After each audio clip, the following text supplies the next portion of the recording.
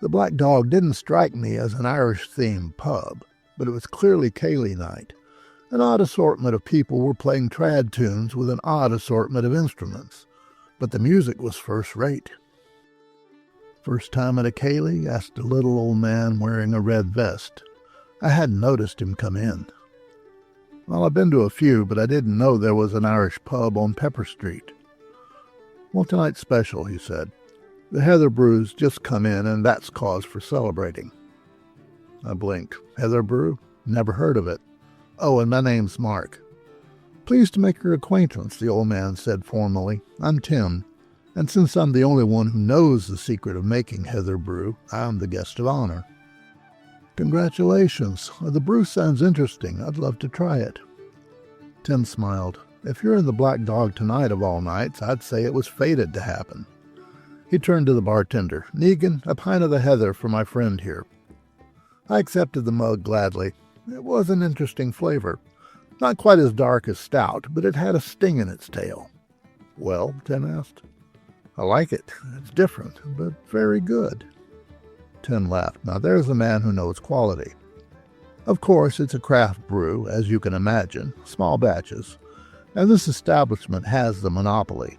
It won't last out the night." "Well then," I said, "the next round's on me." We had another, and while I'd said it was very good, I was being reserved.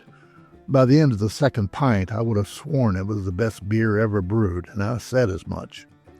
Tim smiled and gave me a wink. "You're a good soul, for a human."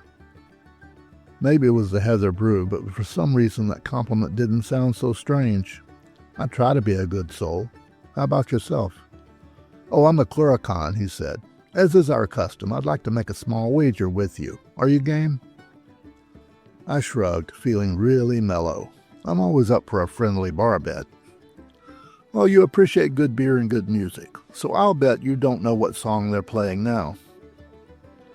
Now, my brain, I admit, was a bit clouded, so the Clurichaun reference kind of whizzed right by me. But the tune was familiar. That's a reel.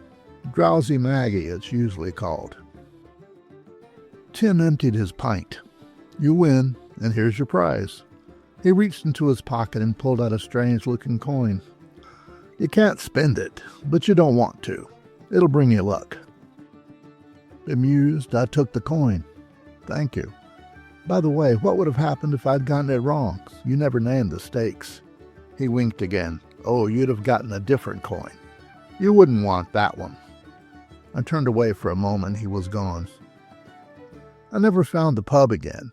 When I went back to Pepper Street, the pub wasn't there, and so far as I could tell, it never had been.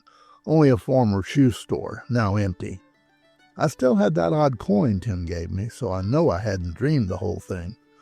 And oddly enough, my luck has been really good ever since, except in one regard. Once a year, I still go looking on the anniversary of that one night. Why? Because I'd trade the coin and all its luck right now for one more pint of heather brew.